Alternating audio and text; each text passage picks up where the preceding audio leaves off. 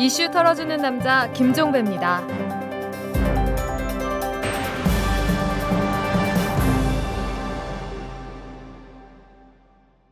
1월 12일 목요일에 전해드리는 이탈남 김종배입니다.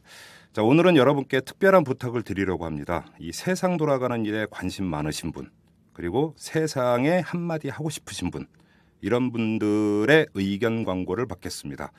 10초 내지 30초 분량의 의견 광고를 보내주시면 저희가 엄선을 해서 방송에 포함시키겠습니다. 아주 기발하고 톡 쏘고 재미있는 광고 많이 보내주시기 바랍니다. 이 보낼 곳은 이탈남 트위터인데요.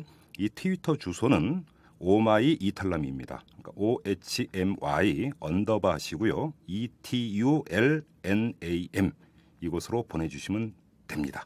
여러분들의 많은 참여 부탁드리고요. 털기 전 뉴스로 넘어가도록 하겠습니다.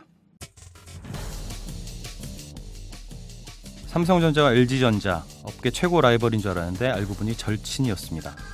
가전제품 구경하시다 보시면 대부분 가격이 비슷하지요. 이게 다 이유가 있었습니다.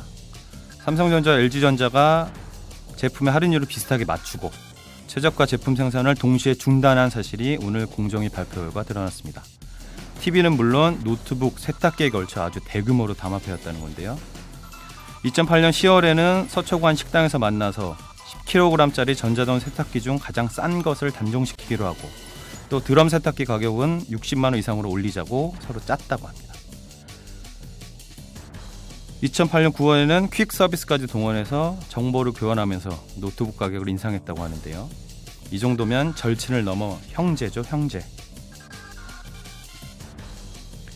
언론사에 기록될 만한 중요한 대법원 판결이 오늘 있었습니다. 대법원은 특가법상 배임 혐의로 기소된 정현주 전 KBS 사장에 대한 검찰 상고를 기각했습니다.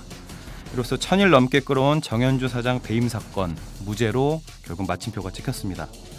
떠오르는 인물이 한 명 있죠. 바로 최시중 방송통신위원장인데요.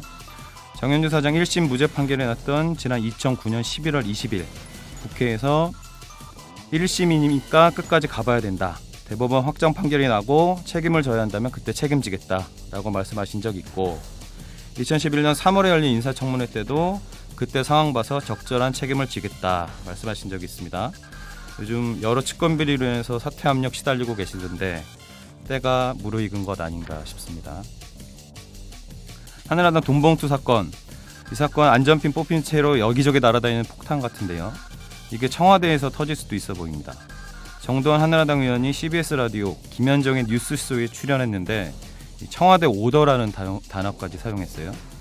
모든 사람한테 인기 있는 사람이 당대표가 되면 그렇게 조직 동원하고 무리할 이유가 없는데 청와대가 내 편한 사람 당대표 좀 했으면 좋겠다 그런 오더를 내려가지고 그걸 만들어내려다 보니까 우리가 따르고 동원을 하고 그런 것 아니겠냐, 번번이 그랬다 이렇게 얘기했는데요. 그럼 청와대가 지시하고 이상득 의원이 주도해서 친이계가 주도적으로 움직인 것이라는 질문에는 물론이다, 다 아는 얘기다 이렇게 말을 했네요. 전당대회 골고루 청와대 오더에 따라서 이상득 의원과 친이계 조직 동원으로 선거를 치렀다는 얘기인데 검찰 수사의 핵심 항목들 연이어 터져나오는 여당 국회의원들의 증언에 따라서 하나씩 쌓이고 있는 모양새입니다. 오늘 새벽 월선 원전 1호기 가동 중단됐죠. 원자로 냉각제 펌프 4대 중 1대가 문제를 일으켰다고 하는 건데요. 한국수력원자력 측 자세한 원인을 정밀 조사한 뒤에 발전을 재개할 계획이다. 그러면서 방사성 영향은 없고 전력 수급도 문제 없다라고 얘기했는데 월성 1호기는 27개월 동안 대대적인 설비 개선 작업을 마치고 지난해 7월 재가동에 들어간 겁니다. 그런데 고장이 난 거죠. 환경단체들은 노후 가능성 높으니까 앞으로도 계속 문제 발생할 수 있다 우려하면서 폐쇄 요구를 하고 있습니다. 이 문제 이렇게만 넘길 문제 아니니까 조만간 이탈남에서 한번 탈탈 털어보도록 하겠습니다. 한나라당 비상대책위원회 중 외부 비대위원 전원 총선에 나가지 않겠다고 오늘 결의했습니다. 김종인 비대위원이 회의하면서 정치적 뜻은 아무것도 가진 것이 없다고 표시하기 위해서 지역구고 비례대표고 비대위에 참여한 인사들은 추호도 생각이 없다는 것을 천명하자라고 제안했더니 다른 외부 비대위원들 모두 이에 동의한 걸로 전해졌습니다. 6명은 김종인, 이상돈, 이해항이, 이준석, 조동성, 조현정 이렇게 6명입니다.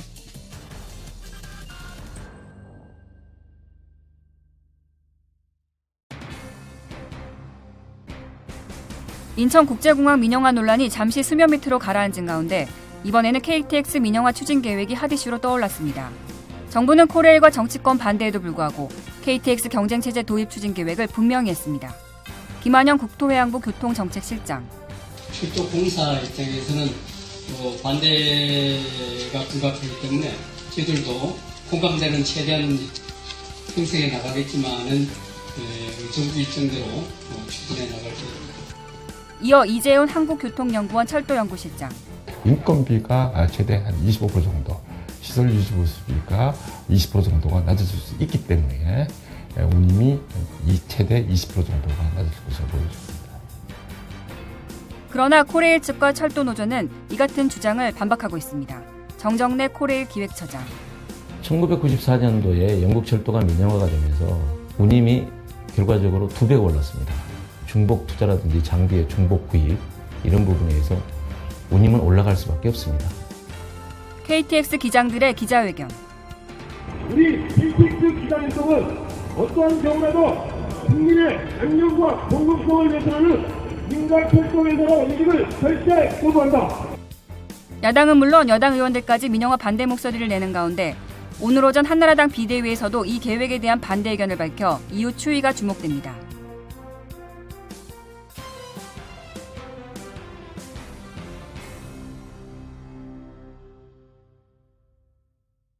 KTX가 한 이슈로 떠올랐습니다. 이 사고가 났기 때문은 아니고요. 정부가 민영화하겠다고 팔 걷어붙이고 나섰기 때문인데요.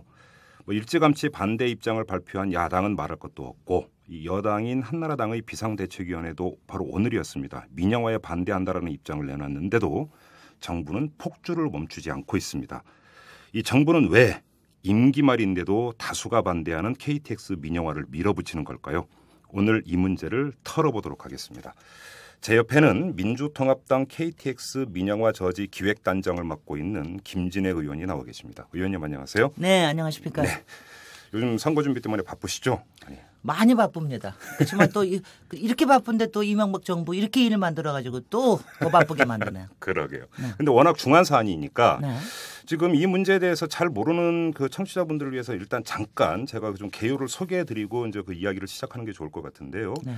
이게 이제 본격적으로 불거진 게 지난해 12월 27일이었는데 이때 국토해양부가 대통령 업무 보고를 하면서 KTX 일부를 민영화하겠다 이제 이렇게 보고를 하면서 이게 이제 논란의 이제 그 중심축으로 떠오른 건데 지금 서울역에서 이제 경부선 KTX가 출발을 하고 용산역에서 호남선 KTX가 출발을 하는데 즉 기존 노선은 그대로 코레일에서 운영을 하되 2015년에 이제 개통될 예정인 서울 수서에서 목포로 가는 KTX, 그다음에 또 수서에서 부산으로 가는 KTX는 코레일이 아니라 민간 업자를 선정해서 그 운영권을 그쪽에 넘기겠다.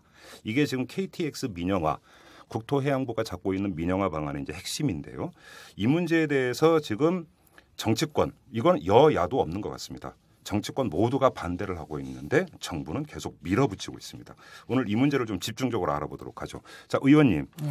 지금 제가 간략히 이제 소개를 해드렸는데 한나라당도 지금 반대를 하고 있는 거 아닙니까? 그런데도 정부가 밀어붙이는 데는 특정한 의도가 있다라고밖에는 해석이 안 되는데. 일단 제가 한나라당이 반대하는 거에 대해서 한 가지만 얘기 드리겠습니다. 네. 사실은 제가 지난 12월 27일 날 네. 지난 연말에 대통령 보고한다고 얘기하면서 제가 이제 그때 브리핑도 해드리고 그랬는데요. 네. 언론 보도자료도 내고 그랬는데 당시에 이미 당정 협의를 했었습니다. 어. 그때 한나라당이 이미 보고가 됐었습니다. 이 민영화 그런데도 방안이? 이 네. 방안이. 근데 그때는 한나라당이 아무 얘기가 없었습니다. 음. 그런데 그 이후에 사실은 그 이후에 대통령 업무 보고하고 난 다음에 지금 여론이 굉장히 안 좋아지기 때문에 네. 오늘 비대위에서 얘기가 다시 나온 거다라고 하는 거를 제가 이제 일단 말씀을 드리고요. 예. 그다음에 이제 지금 이거 왜 하는 거냐? 사실은 이제 저는 이렇게 뭐 저뿐만이 아니라 많은 분들이 얘기합니다. 인천공항 팔아먹으려고 네. 그렇게 애를 쓰다가 안 되니까 이거는 국회에서 떡 버티고 있으니까 안 되니까 이제 국회를 통과하지 할 필요가 없는 이 KTX 팔아먹으려고 그러는 거 아니냐. 이거는 그래서 그러니까 이 알짜배기를 국회 동의나 이런 게 필요 없는 거죠. 필요 없습니다. 이거는 왜냐하면 면허를 부여하는 겁니다. 네. 그리고 면허 부여권은 국토해양부 장관에게 있습니다. 네. 그렇기 때문에 기존에 있는 법에 따라서 하는 거기 때문에 이거는 국회를 통과할 이유는 없습니다. 다만 지금 만약 이것이 계속적으로 이게 문제가 된다라고 그럴 것 같으면은 저희가 입법을 또 할 수도 있습니다. 급하게. 급하게 할 수도 있는데 그렇게 되지 않기를 바라는 거죠. 네. 그래요. 지금 하나하나 좀 짚어보죠. 일단 국토해양부 논리부터 일단 짚고 나서 이야기를 시작을 했으면 좋겠는데 국토해양부에서 이야기하는 것을 추리면 이렇습니다. 일단 이건 민영화가 아니다. 왜냐하면 철도 시설은 그대로 국가 소유로 있는 거다. 코레일도 공기업 형태로 그냥 남는 거다. 일부 노선만 민간에게 위탁하는 건데 어떻게 이게 민영화냐 이런 논리를 펴고 있는데 이거에 대해서 어떻게 말씀하시겠습니까?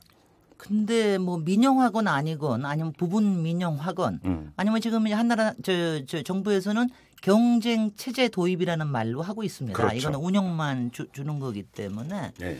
그런데 이제 이런 겁니다. 이게 이름이 뭐가 중요합니까? 제일 중요한 건 뭐냐면 이거를 민간하게 앞으로 30년 동안 더군다나 시설에 대해서 건설한 것도 아니고 그러니까 초기에 투자도 별로 없이 30년 동안 이 알짜배기 수익 노선을 준다는 것 자체가 도대체 이 저희가 뭐냐라고 하는 것이 분명히 얘기가 나올 수 있는 거죠. 이거 특혜다 이런 말씀이시죠? 뭐 이건 확실하게 특혜라고 볼 수 있고요. 다만 이제 이걸 하는 과정에서 지금 이것이 앞으로 운임을 좀 내릴 수 있다. 한 20% 내릴 수 있다. 뭐 이런 여러 가지 얘기를 하지만 아마 저도 만약 이걸 시작된다 그러면 초기에는 아마 운임을 내리는 이런 저수초를 할 겁니다.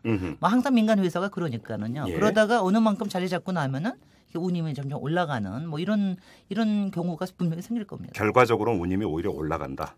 뭐 영국에서 그랬습니다. 아마 이제 철도 민영화가 또 민영화의 종주국이기도 한 영국이 사실은 철도 종주국이기도 한데요.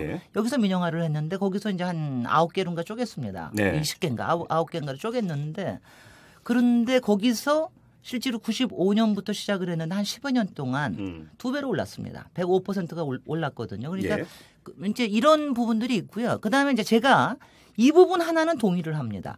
그러니까 철도 부분이 독점 사업인 것이 맞습니다. 지금 현재가 그렇죠. 철도가 독점 사업이기 때문에 그 안에서 사실은 혁신이 일어나거나 그 안에 맑아지기가 좀 어려운 부분들이 있습니다. 사실 그래서 그동안 운영과 시설을 나눠서 철도 공사하고 그다음에 철도시설공단을 나눠서 하기도 했지만 아직도 그런 것이 투명하지 않은 부분은 있습니다. 그렇지만 이것이 독점을 깨기 위해서 이런 경쟁 체제를 도입한다는 게 전반적으로 좋은 것이냐에 대해서는 문제가 있는 겁니다. 바로 그러니까 그 점과 관련해서 또 국토해양부가 어떻게 주장을 하냐면 철도 공사가 너무 방만하게 경영되고 있다. 그러니까 사고 잦지 않았냐. 그다음에 부채가 9조 7천억 원에 달하는데도 직원들 연봉은 너무 높다. 그러니까 도덕적 해이도 있고 안이한 경영도 있고 방만한 경영도 있다. 경쟁 체제가 돼야 기존 그 철도공사도 정신 차릴 거 아니냐. 이런 논리도 펴고 있거든요. 이건 어떻게 보십니까? 제가 이렇게 좀 얘기 드리겠습니다. 똑같은 조건으로 해서 만약 경쟁 체제가 들어간다라고 하면은 그것도 일리가 있습니다. 그런데 이번에 코레일하고 민간에서는 절대로 똑같은 조건이 아니게 됩니다. 그러니까 운영은 하지만 한쪽에서는 시설에 관련된 그동안의 부채를 안고 시작을 하는 거고요. 이쪽에서는 그렇지가 않습니다. 그러니까 이제 그게 똑같지가 않고요. 그다음에 아시다시피 철도라고 하는 거는 항상 여러 가지 안전에 관련된 운영 책임을 지는 것이 상당히 있습니다. 그런 부분에 대해서 민간에서는 아무래도 자유롭기 때문에 이런 부분들에서 책임을 지지 않는다는 것도 문제가 됩니다. 그다음에 또 기존 철도 제가 이러다 보면 제가 또 코레일을 너무 편을 든다고 생각하지 마시고요. 그만큼 제가 구조적인 걸 직시를 해야 된다고 얘기를 드리는 겁니다. 그러니까 왜냐하면 철도공사는 지금 우리의 그 벽지 노선이라든가 뭐 새마을 무궁화 같은 것도 다 적자입니다. 그렇게 이 적자 노선을 그대로 운영을 하고 있거든요. 그러니까 여기서 나는 적자를 사실은 지금 현재도 KTX에서 수익이 나기 때문에 그걸 가지고 상당히 적자 보존을 하고 있습니다. 이런 걸 보고 우리가 교차 보조라는 얘기를 합니다. 교차 보조. 서로 이제 한쪽에서 이익이 나서 그러니까 가령 LH공사가 분양주택에서 수익을 내서 임대를 지어라. 이런 것처럼 마찬가지로 KTX에서 수익을 내서 나머지 적자가 나는 운영 노선에 메꿔라라고 하는 이런 교차 보조라고 하는 정책을 써왔는데 이것이 완전히 무너진다는 겁니다. 그렇게 되면은 이제 앞으로 그러면 저 철도공사의 여러 가지 적자를 보존할 일은 이거는 국민 세금으로 해야 되고 저쪽에서 이익은 가져갈 거고 네. 이게 문제가 되는 거죠. 그렇죠. 이제 그 점과 관련해서 지금 자료를 찾아보니까 작년도 그 철도공사 자료를 보니까 KTX에서는 3,200억 정도 흑자가 났는데 네. 다른 부문에서 뭐 5,000억, 3,500억 이렇게 이제 적자가 난 걸 이걸로 메우는 네. 이런 이제 경영 상태던데 만약에 이제 그 새로운 노선에 대해서 다른 민간업체에 줘버리면 코레일은 적자를 보존할 수 있는 창구가 오히려 막혀버리는 거니까. 그렇습니다. 줄어드는 거죠. 코레일의 오히려 부실화가 더 가중될 수가 있는 거잖아요. 바로 그렇습니다. 논리가 오히려 이건 말이 안 되는 거 모순된 논리인 것 같은데. 아니 그러니까 왜 이렇게 돈 번다는 거를 갖다 기업 쪽으로 주겠다 그러는 거냐? 난 솔직히 이해가 안 되는 겁니다. 그러니까 단순하게 생각해서 그렇습니다. 네, 그럼 한번 정리를 해보죠. 지금 의원님께서는 민간 기업에 이걸 준 건 명백한 특혜라고 말씀을 하셨어요. 그렇습니다. 그러면서 또 한편으로는 철도 독점 체제가 갖고 있는 문제가 있는 것도 인정한다고 말씀하셨습니다. 그러면 어떤 대안이 있을 수가 있을까요? 이게 이제 상당히 이게 이제 보통 어려운 문제가 아닙니다. 이제 제가 이제 조금만 전문적인 얘기를 드리면 네. 우리가 사실은 조금 국토가 작지 않습니까? 그렇죠. 그러니까 우리가 지금 전체로 다 해가지고 한 3,500km 정도밖에 안 돼요. 그런데 이렇게 연장 노선이 작은 데서는 사실은 경쟁 체제가 쉽지 않다라고 하는 게 이게 학계 정설입니다. 아, 그렇습니까? 최소한 5,000km 이상은 돼야 된다라고 하는 겁니다. 그러니까 가령 일본 같은 경우가 7개의 민영화 회사로 이게 쪼개져 있는데 일본이 2만 킬로가 넘습니다. 우리보다 국토도 크거니와 그다음에 이제 훨씬 더 기차가 발달돼 그렇죠. 있습니다. 예, 그래서 저는 그래서 이게 운영으로 해가지고 이 독점 체제를 깬다는 거는 상당히 어려운 일이다. 그다음에 저는 사실은요, 뭐 여기다 이렇게 얘기하면 그러는데 제가 지난해에 국정감사 때 바로 이 문제 때문에 제가 사실 국정감사에서 굉장히 많이 지적을 했습니다. 당시에 선로 전환기 문제, 안전 문제가 워낙 생겨서 많이 지적이 됐는데 네. 제가 이렇게 얘기했습니다. 지금 뭐 경쟁 체제 운운하지 말고 국토부에서 낙하산만 내려보내지 마라. 그러면은 이거 다 깨진다. 예. 이게 왜 그러느냐 하면은요.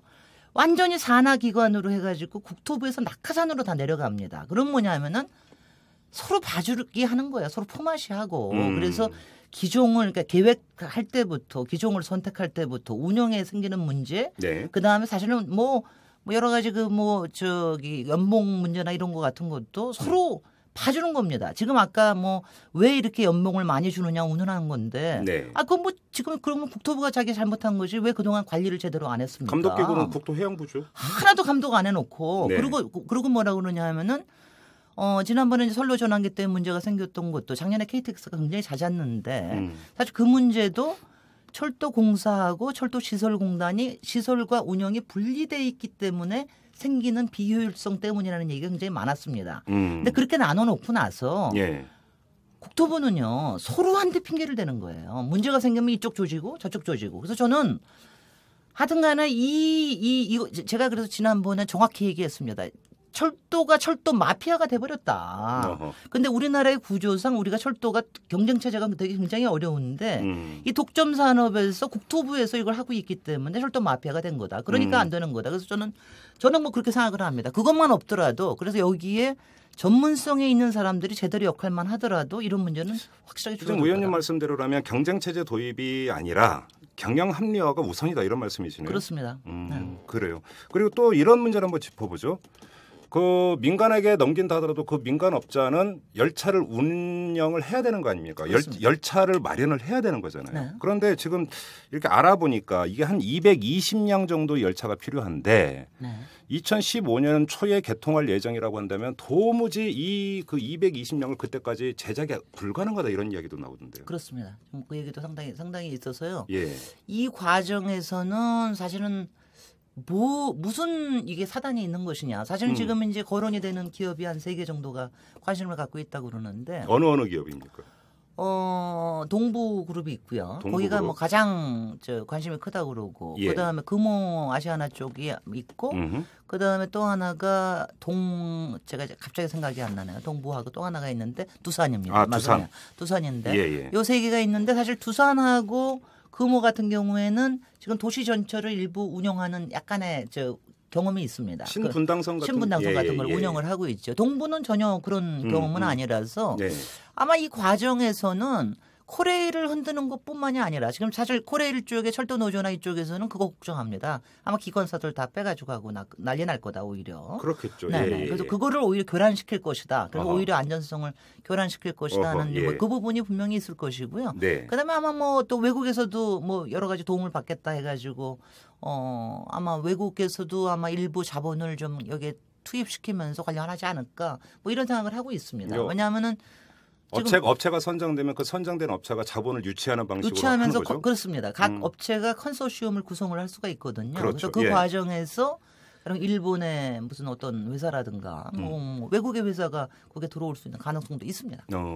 근데 또 일부에서는 이 만약에 업체가 선정이 되면 이 업체가 그 열차를 사들이는 게 아니라 리스를 할 거다 이런 전망도 나오던데요. 말이죠. 민간 회사가 돈을 벌기 위해서라면 예. 무엇은 못하겠습니까? 뭐 별거 다 할 겁니다. 그런 과정을 아니면 그 과정이 눈에 보이듯 뻔합니다. 더군다나 제가 또 저기라는 거는 그 여러 가지 기종 선택하는 문제나 이런 것들도 있거든요. 예. 그 저기 차량 뭐 이런 부분들 같은 데서도 상당하게 영향을 발휘하려는 이런 생각을 할 겁니다. 그래요. 그러면 만약에 지금 그 이야기 나오는 대로만 된다면.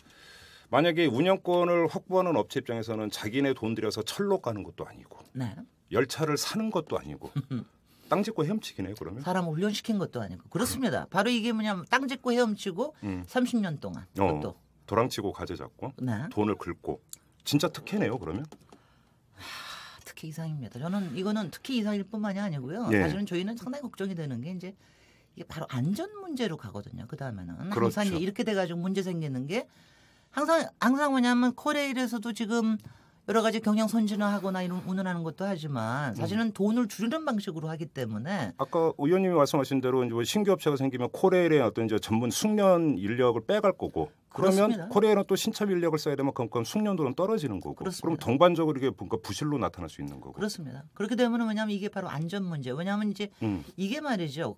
고속 그 버스를 면허를 주는 게 아니거든요. 그렇죠. 그러니까 뭐냐면 철도라는 건 굉장히 다릅니다.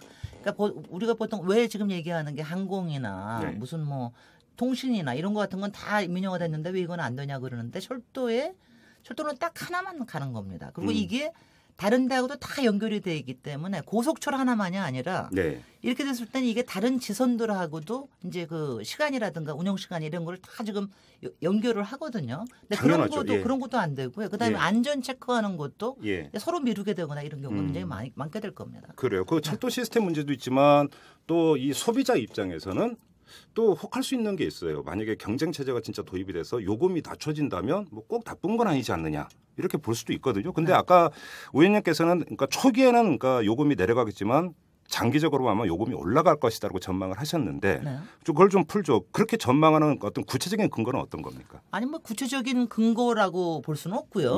왜냐하면 이제 통상적으로 어떻게 민간 회사가 했을 때 대부분들의 이용료가 올라와 있다 이거죠. 유일하게 그렇지 않은 데가 사실은 일본이 좀 그렇지 않습니다. 일본은 민영화를 9개로 놓았음에도 불구하고 그것 때문에 전체적으로 뛰질 않았어요. 근데 일본 같은 경우에는 9개가 사실 각자의 노선을 다 직접 운영을 하기 때문에 서로 간에 경쟁 체제가 분명히 있다는 겁니다. 그런데 아까 얘기한 대로 영국 같은 경우에는 거의 한 10년 동안에 110%가 올랐으니까는요.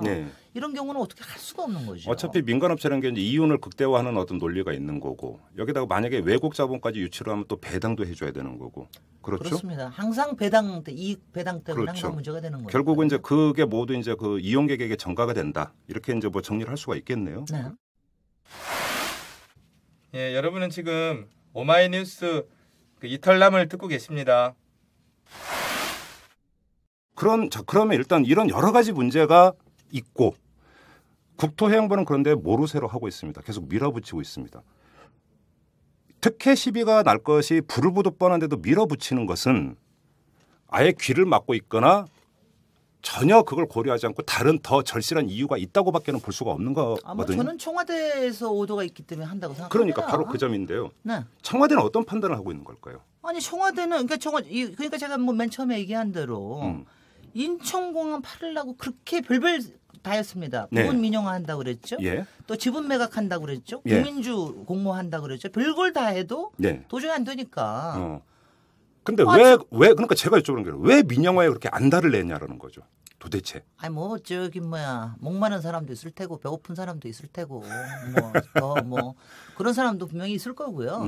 그다음에는 이제 이게 그렇습니다. 왜냐하면 저희가 지금 사실은 이제 그동안 이명박 정부 내내 뭐 4대강 가지고 22조에서 한 30조 투입을 해가지고 상당히 토건 쪽에 많이 했는데 이게 다 끝나지 않았습니까? 솔직히 그거 다 끝났고 사실 인천공항 같은 경우도 민영화에서 일부의 이익을 좀 챙겨주려고 한다는 얘기가 많이 있었는데 여기 이것도 아마 그거에 대한 임무를 완수하는 거의 한 부분이 아닐까. 다만 거기에 지금 이제 국토부 같은 경우에는 사실은 이제 국토부는 제가 이제 국토해양에 속해 있으니까 작년에도 사석에서는 이 얘기를 많이 했습니다. 왜냐하면 이제 작년 여름부터 냄새를 심하게 피우기 시작을 했거든요. 그래서 네네. 그래서 제가 뭐 그런 얘기를 많이 했는데 한마디로 모르쇠가요. 딱 그 얘기 하나밖에 안 합니다. 경쟁체에 도입하면 독점이 깨집니다.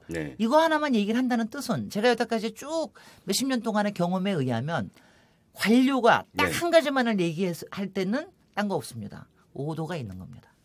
그러니까 관료도 납득을 못하니까 설명을 못한다. 그렇습니다. 이렇게도 해석을 할 수 있는 거죠. 딱 그런 겁니다. 딱 오도가 있습니다. 우리 앞에 바로 지금 국토부에서 만든 그 자료가 있는데 이거 이렇게 돼 있지 않습니까? 113년간의 코레일 철도 독점 이제는 국민의힘으로 끝내야 합니다. 이거 하나만 되풀이하는 겁니다.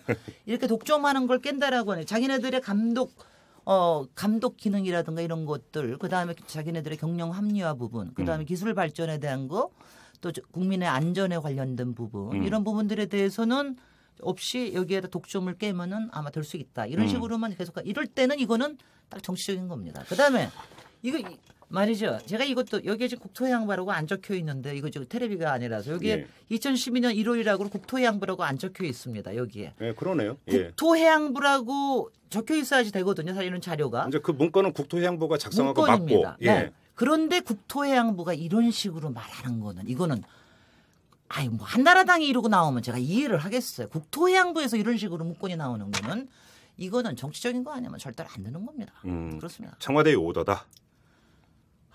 청와대인지 청와대 안에 있는 특정한 어느 사람인지 뭐 그게 조직인지 어느 개인인지 뭐 이거는 모를 일이죠. 그거는 저 낙검수로 가셔야 될 것 같습니다. 그렇습니까? 네. 하나만 더 여쭤보겠습니다.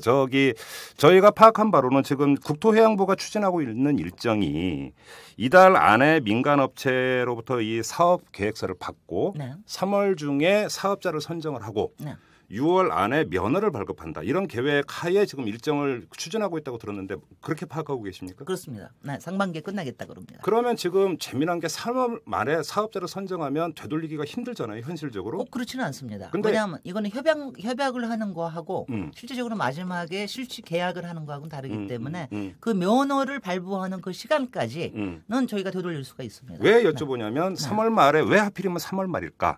총선을 앞두고 있다는 거죠. 바로 그렇습니다. 그러니까 바로 총선 일정을 고려해서 지금 일정을 이렇게 짜고 있는 건가요? 그걸 저한테 물어보면 그런 것 같습니다. 왜냐하면 왜냐하면 일정을 이렇게 짜는 이유는 바로 다 그렇습니다. 그러니까 총선 전에 적어도 되돌릴 수 없는 정도까지는 가야 그렇죠. 기정사실을 해버리는 거죠. 그래서 지금 그 언론이라고 하는 게 지금 여론이 굉장히 중요한 때입니다. 지금 다행히 오늘 한나라당 비대위에서 이 문제의 심각성을 이제 좀 인식을 한 것 같아요. 그동안은 당정 그 보고가 있었음에도 불구하고 전혀 모르고 있다가 솔직히 한나라당이 아마 이런 게 당정 협의회에서 보고가 들어왔으면 아마 이거 심각성 전혀 몰랐을걸요 아마. 왜냐하면 그 사람들은 이런 거 뭐 당연히 해야 된다라고 항상 생각하는 사람들이니까 12월 달에 보고 있었는데 전혀 몰랐다고 그럽니다. 그런데 지금 이제 신경을 아예 안 썼던 거군요. 그러니까. 신경 안 씁니다. 제가 이제 이런 얘기까지 오늘 철도 때문에 나오긴 했지만 국토해양위에 올라오는 대부분의 법안들이 한나라당 의원들이 뭐 하든 당정협의나 하든 정부 여당 한꺼번에서 올라오는 것들이 대개 민영화에 관련된 것들이 많고 민간한테 여러 가지 이익을 주려고 하는 거, 특혜 주려고 하는 것들이 워낙 많아서요. 아마 여러 사람들 그쪽 사람들의 눈에는 아마 이거 당연한 아마 이렇게 코레일 철도 독점 끝내야 됩니다. 그러면 아무렴 그러고 말고 아마 그랬을지도 모릅니다. 알겠습니다. 저 의원님과의 이야기는 여기서 잠깐 끊고요. 이 철도 노조를 연결을 하도록 하겠습니다. 지금 당사자이기도 한데 철도 노조에서는 이 문제를 어떻게 받아들이고 있는지 잠시 전화 연결을 하도록 하겠습니다. 네, 전화로 연결할 분은 이 철도 노조의 김용남 기획국장입니다. 자, 국장님. 예, 안녕하세요. 예, 안녕하세요.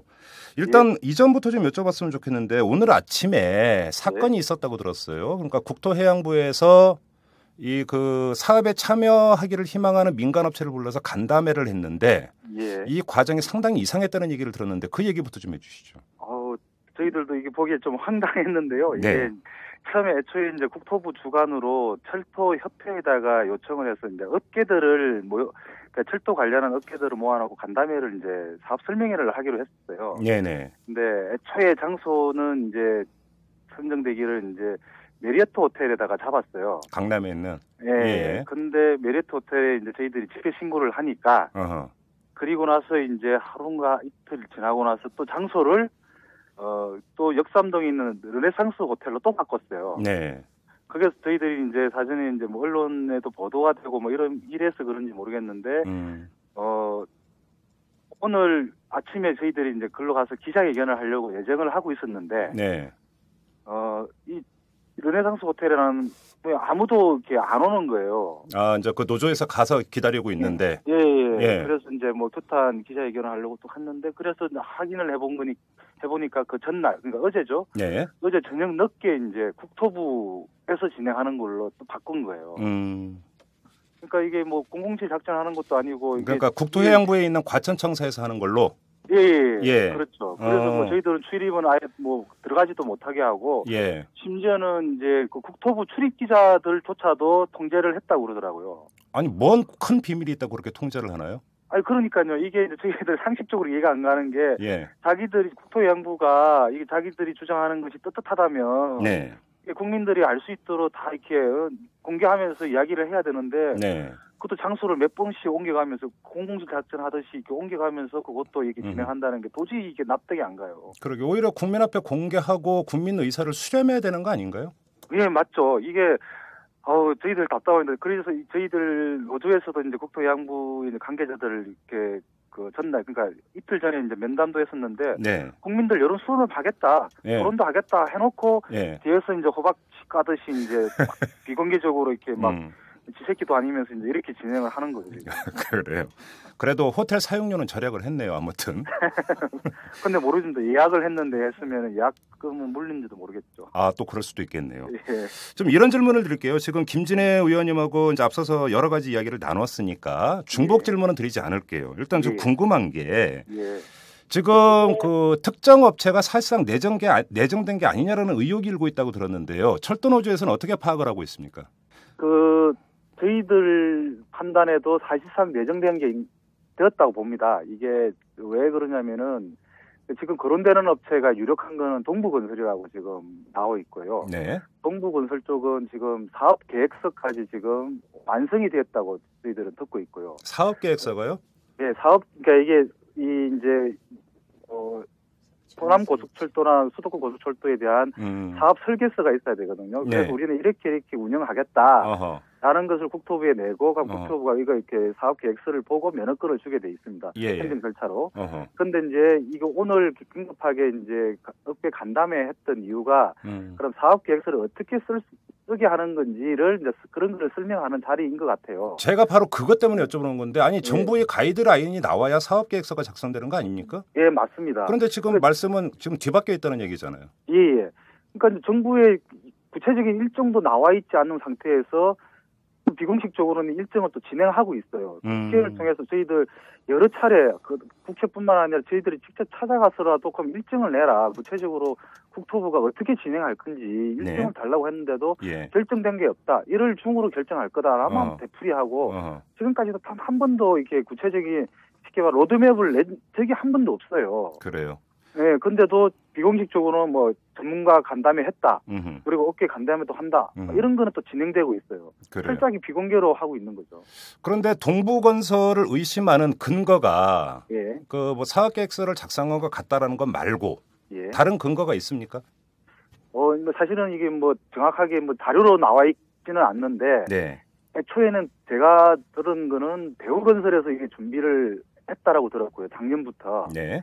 근데 대우건설이 지금 법정 관리에 들어가 있어가지고 네. 그 금융권 대출 받는 게 쉽지가 않다라고 그럽니다. 어허. 그래서 이래서 사업권 자체가 지금 추진하는 것을 동부건설로 지금 넘겼다고 그러고 네. 대우건설은 이제 여기 컨소시엄 형식으로 지금 이렇게 2대 주주 정도로 참가할 의향을 밝히고 있는 걸로. 아, 그래요? 그러면 여기서 문제는 나머지 업체들이 실제 이제 하겠다는 업체들도 근데 시간이 오늘부터 해서 이제 만약에 한다면 이게 3월 말까지 지금 사업 그 면허 신청서를 접수받게 돼 있거든요. 네. 근데 다른 업체들은 동부나 대우 같은 경우는 작년 뭐 한 7, 8월부터 준비를 했었거든요. 네. 그래서 사업 계획서가 아주 치밀하게 짜져 있는데 예. 실제로 다른 업체들은 이제 부랴부랴 사업 계획서를 내려면 졸속으로 낼 수밖에 없는 거죠. 뭐 경쟁에서 밀리겠죠, 당연히. 예. 그러니까 이것도 이제 또 다른 특혜인 거죠, 이게. 그러면 혹시 동부건설과 예. 현 정권이 어떤 뭐 특수관계 있다고 보시는 겁니까? 저희 뭐 사실 증거는 없습니다. 네. 구체적으로 뭐 어떻게 되어 있느냐. 근데 이제 저희들은 이제 추측을 할 수밖에 없는데 왜 네. 국토부가 이렇게 사실 국민들 여론이 사실은 상당히 안 좋잖아요. 네. 그리고 한나라당조차 내부에서도 의원들이 이게 반대하고 있는데. 네. 근데 장관이 이거를 진짜 누가 봐도 무리할 정도로 지금 이거 밀고 나간다는 게. 예. 도저히 상식적으로는 이해가 안 가요. 이게 이제 업계 말하자면 이게 재벌들이 로비가 없었다라면. 예. 이 과연 이렇게 이게 가능한 거냐. 아하. 네. 정말로 그럼 이게 정말로 그 국토부가 정부가 주장하는 것이 옳다라고 하면은 작년부터 이거를 사실은 공론화시켜서 해야 되는데 그것도 아니고 오히려 교통연구원을 내세워 가지고 네. 이게 이제 이렇게 간을 보는 거죠. 간 보면서 이제 동향 파악하다 보니까 이 여의치가 않으니까 이제 이게 졸속으로 아주 비공개 엄성적으로 막 진행하려고 하는 거죠. 이게 그러면 지금 노조에서는 업계의 로비 결과로 보시는 거군요. 그러면? 네, 저희들은 강하게 지금 그 의혹을 지금 제기하고 있습니다. 그래요. 그리고 또 하나 좀 여쭤볼게. 지금 코레일 사장이 공석이죠? 예. 원래 허준영 사장이었다가요. 이 허준영 사장이 총선 출마 때문에 지금 사퇴를 한 상태고 공석인 걸로 알고 있는데. 예, 맞습니다. 지금 이 사장 선임 절차는 어떻게 지금 계획돼 있습니까? 지금 철도공사에서는 임원 추천위원회라는 게 지금 개최가 지금 열려져 있고요. 네. 20일경에 임원 추천위원회를 열어가지고 후보를 선정한다는데 네. 이게 문제는 그 철도공사는 이제 이게 사장이 내부적으로 결정할 수 있는 게 아니라 네. 그 기획재정부 산하에 이제 공공기관 운영위원회라는 게 있습니다. 예. 이게서 사실은 사장을 결정하는데 그 기재부 공훈위에서 계속 철도공사 보고 30일 날 요번에 공훈위가 열리거든요. 1월 30일 날. 예. 그러니까 1월 30일 날 맞추기 위해서 빨리 임원 추천위를 열어가지고 빨리 사장 추천해 달라고 수차례 이렇게 연락이 왔다고 그러더라고요. 도저히 사실 물리적으로 안 되는데 지금 억지로 철도공사가 짜가지고 20일 날 이제 임원 추천 열어서 추천하는 걸로 지금 되어 있습니다. 그럼 저희들이 이제 이걸 또 의혹밖에 안 되는 거지만 네. 왜 이렇게 급하게 하려고 하는 거냐? 보통 이제 예전에 앞전에 이제 사장이 이제 강경호 사장이라고 해서 이전에 이제 이명박 대통령 서울시장 할 때 있었던 이제 측근이죠. 네. 서울 메트로 사장했던 사람 측근인데 이 사람이 2008년에 비리건으로 이렇게 구속이 됐어요. 네. 그러면서 사장을 이제 사장이 이제 퇴임을 했는데 그때 당시 그 사장이 발령이 안 난 게 한 6개월 정도가 발령이 안 났어요. 계속. 그런데 이번에는 허준현 사장이 나가고 나서 지금 2달도 안 된 사이에 지금 사장을 임명하려고 하는 거죠. 그러면 이렇게 서두르는 것은 그 네. 사장을 빨리 앉힌 다음에 이른바 내부 진압을 하기 위해서다 이렇게 보시는 겁니까? 예, 저희들은 그렇게 보고 있습니다. 그래. 혹시 그러면 뭐 사장 하마평 돌고 있는 사람이 있습니까?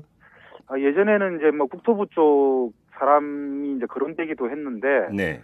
아직까지 뭐 윤곽이 잡혀 있는 게 저희들도 몰라요. 근데 이거 하나는 다른컨대 어쨌든 정권이나 아니면 국토부에서 지금 강하게 자기 입맛에 맞는 사람을 내려보려고 하고 있다는 것은 나는 확실한 것 같습니다. 아, 그래요. 예. 마지막으로 이런 질문을 드릴게요. 국토해양부에서 민영화를 추진하는 논리 가운데 하나가 코레일이 너무나 부실화돼 있고 도덕적 해이가 심하다라는 겁니다.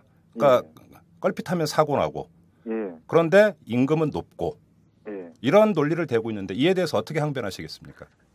이제 좀 억울한 게 좀 많은데 저희들이. 네. 일단은 이제 이 국토부가 방만하다, 비효율이다. 그러니까 이걸 주장하는 국토부가 이거 만약에 일반 시민들이 그걸 주장한다면은 저희들이 충분히 이해하고 고쳐야 되겠는데 국토부가 이 주장을 한다는 게 진짜 이건 적발사정도 유분수다 이런 말을 드리고 싶어요. 왜 그러냐면은 지금까지 철도공사는 철저하게 사실은 이렇게 국토부나 정부 지침을 따르고 있거든요. 지휘를 받아왔죠. 예. 그럼 일단은 공공기관 사장조차도 공공기관 운영위원회를 거쳐야 되고, 그다음에 각종 기재부 지침들이 많습니다. 네. 두 번째 이제 감사원 감사도 해마다 받거든요. 예. 그리고 세 번째가 또 국토부가 턱하면은 특별 감사를 해요. 기간 감사를 하거든요. 네. 뭐 기동 감찰도 하고 철저하게 그런 통제들을 해왔는데, 네. 그것뿐만 아니라 얼마 전까지 이제 부사장 같은 경우는 국토부 관료가 부사장이었어요. 예, 철도 기간에 보면은 이렇게 수장들이 보면 대부분 다 낙하산으로 내려와요. 정부의 입맛에 맞는 사람. 그 사람들이 내려와가지고 다 만들어 놓은 사실은 철도공사인데. 예. 근데 이게 철도공사 종사자들 사실은 혼자 현장에서 묵묵히 일하는 사람들한테 이거를 책임을 떠넘기다시피 이걸 이야기를 한다는 게 저희들은 도저히 이해를 할 수 없고, 두 번째가 임금이 많다는 게 물론 이제 절대 다수의 지금 사실 비정규직에 몰려 있는 사람들이나 영세 사업장에서 일하시는 분들보다는 월급이 많은 건 사실입니다. 네. 이거는 부정할 수 없고, 그래서 저희들이 철도 노조가 지금까지 뭐 임금 더 올려달라고 해본 적은 한 번도 없었거든요, 지금까지. 네. 근데 이제 정부 지침에 의해서만 계속 올렸던 건데, 근데 좀 억울한 게 또 어떤 게 있냐면은 공기업 중에서 지금 25개 중에 저희들이 뒤에서 세 번째예요. 23위거든요. 임금 수준이? 예, 공기업 중에서 그렇고, 또 그다음에 또 우리가 공기업 중에서도 사업적 특성이 있는 게 이게 24시간 근무를 해요, 저희들은. 물론 이제 매일 하루에 24시간 다 근무하는 게 아니라 이제 교대 근무를 하는데, 그러다 보면 야간에 근무를 하잖아요. 그러면은 근로기준법에서 심야 할증을 주게 되었습니다. 야간 수당을 주는 거죠. 야간 수당 주죠. 예. 특근 수당도 주고. 그런 있다 보니까 임금이 다른 데보다 높아가는 게 하나 있고요. 두 번째가 이게 이제 사람이 현장 직원들이 여유가 있으면 그러니까 땜빵을 안 들어가는데 예를 들어서 차가 함께 예를 들어서 몇 시부터 부산 가야 되는 차가 있는데 그걸 차를 타야 될 사람이 예를 들어서 뭐 부모님 돌아가셨다. 그럼 차를 못 타잖아요. 네. 그러면 여유 스페어가 있는 게 기관사가 들어가야 되는데 들어갈 사람이 없어요. 스페어가 없는 거예요. 그러면은 결국은 다른 사람이 들어가보면 이건 시간에 수당을 또 주게 돼 있어요. 이런 부분에서 사실은 인건비가 많이 차경한 건 있는데 이거를 저희들이 뭐 일도 안 하고 인건비를 많이 받아가는 것처럼 이렇게 이야기한다는 게 저희들은 좀 억울하죠. 알겠습니다. 그건 그렇고 마지막으로 짧게 하나만 더 여쭤볼게요. 지금 그 철도노조에서 그러니까 그 철도공사 이제 직원들이 결의를 한 것 가운데 하나가 이직은 안 한다.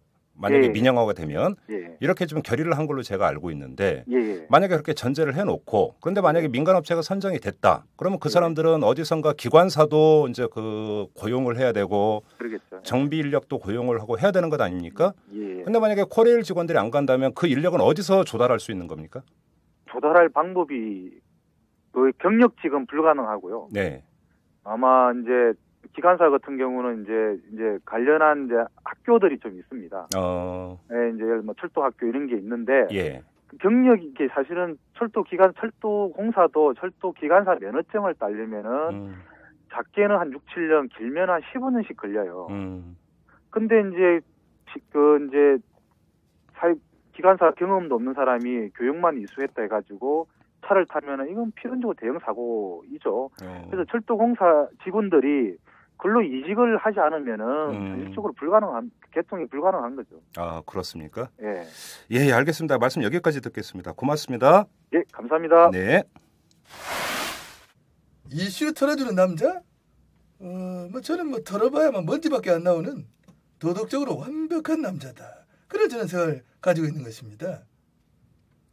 라디오 방송은 그저 그냥 내가 가끔씩 라디오에서 하는 주례 연설 그거 정도만 들으면 된다. 그런 저는 생각을 가지고 있습니다. 라디오 그래 안 그래? 네, 지금 김용담 철도노조 기획국장하고 얘기 나눠봤는데요. 다시 김진애 의원하고 이야기 나누도록 하겠습니다. 의원님, 이 김용남 국장하고 지금 전화 통화를 했는데요. 이 김용남 국장 같은 경우는 이 민영화가 이 관련 업계, 이 재벌의 로비의 결과 아니냐 이렇게 지금 분석을 하는데 어떻게 보십니까? 아니 그러면 어느 특정 기업의 로비든 네. 아니면 전체의 로비든 이건 당연히 로비입니다. 그리고 제가 로비가 나쁘다고만 얘기하지 않겠습니다. 이 사람들은 돈벌이들 먹잇감이 되는 걸 찾아다니는 게 또 대기업들의 생리 아닙니까? 네. 그러니까 거기에 정부가 넘어간 게 문제지. 사실 이 대기업들 보고 뭐라고 그럴 수는 없는 거고요. 다만 아까 지금 얘기했는데 오늘 그 무산된 설명회, 예. 하던 국토부에서 하게 됐다는 설명회, 사실 이 설명회 민간 간담회 하고 그러고 나서 한 불과 2달 동안에 사업 제안서를 내려는 거거든요. 그렇죠. 그 뜻은 뭐냐면은 사전에 분명히 내정된 게 있다는 겁니다. 물 밑에서 할 건 다 했다. 예전에 못 보셨습니까? 4대 강도 그랬고 다 그랬습니다. 그러니까 예. 내정된 게 다 있고 거기서 뭔가 준비하게끔 하고 하니까 2달 만에 그거 만드는 거지. 더군다나 철도 같은 경우에는 우리나라에 거의 민간 노하우가 별로 없는 편인데 네. 그걸 어떻게 2달 만에 만들어냅니까? 그러니까 당연히 그거는 뭐 삼척동자도 다 알 수 있는 사안 아닙니까? 그래요. 네. 그리고 또 하나 짚을 게 지금 국민적인 어떤 의사수렴 절차라는 것은 거의 지금 진행이 되고 있지를 않습니다. 일부러 아까 저도 말씀을 있으셨는데 일부러 작년에 네. 이걸 죽여놓은 것 같아요. 저도 9월 달에 그 교통연구원에서 공청회 할 때 처음으로 냄새를 맡기 시작을 했거든요. 네. 근데 그렇게 하고 저는 여러 가지를 작전을 좀 썼다고 생각을 하는데 저는 허준영 사장이 그 자리에 앉아 있는 거 허준영 사장도 그 자리에 앉아가지고서는 하여튼 별 소리 안 나오게끔 했다라고 하는 것도 저는 그렇다고 생각이 되고 네.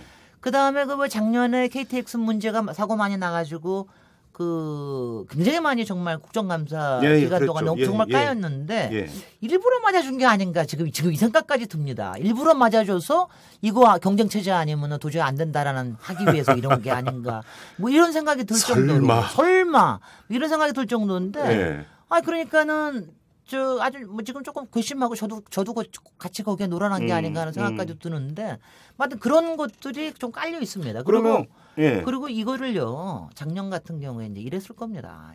작년에 인천공항 민영화는 엄청난 이슈가 되지 않았습니까? 그랬죠. 거기다 이것까지 불을 붙이면은 이건 도저히 자기네들이 헤어날 수가 없다. 그러니까 조용히 하자. 그다음에 전 또 이럴 수도 있다고 생각을 해요. 이건 저도 이제 꼼수에 물드는 건 아니고요.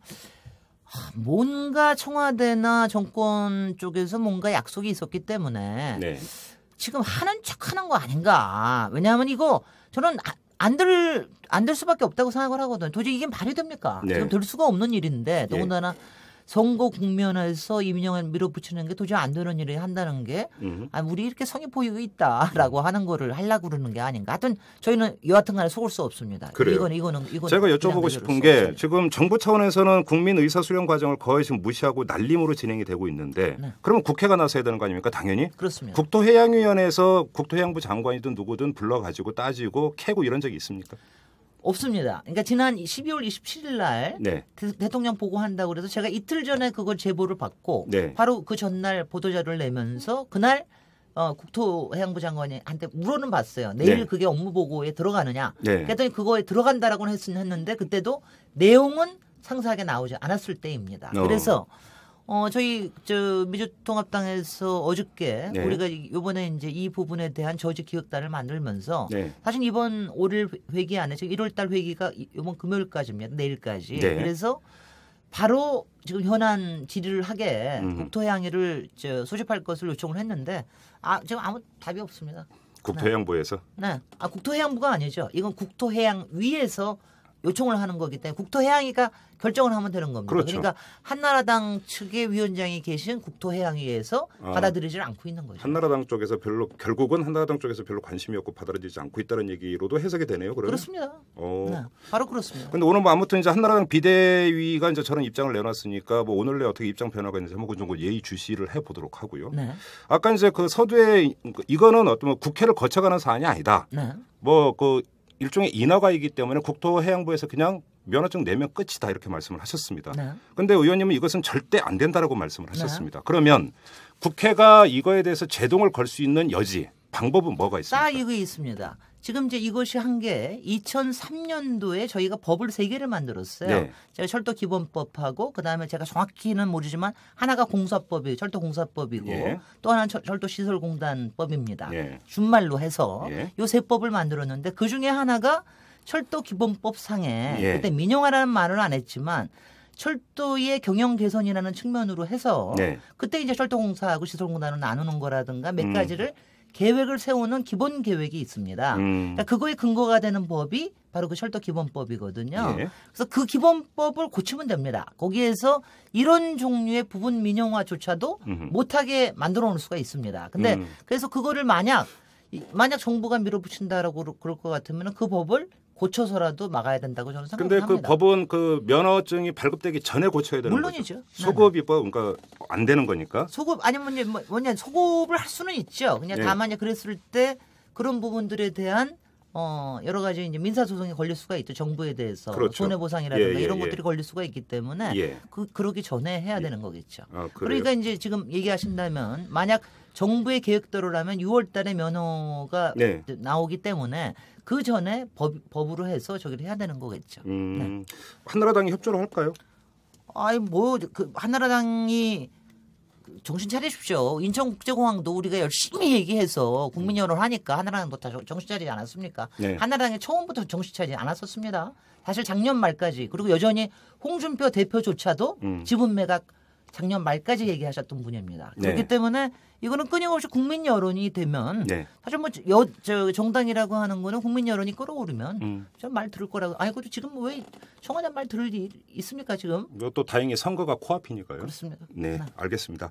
말씀 여기까지 나누도록 하죠. 김진애 의원님 고생 많이 하셨습니다. 고맙습니다. 네. 말년병장은 떨어지는 낙엽도 조심하는 법인데 이명박 정권은 정반대입니다. 조심조심하는 게 아니라 아예 폭주를 하고 있습니다. 탱크를 타고 말이죠. 보고 또 봐도 참 특별한 정권입니다. 지금까지 이탈남 김종배였습니다.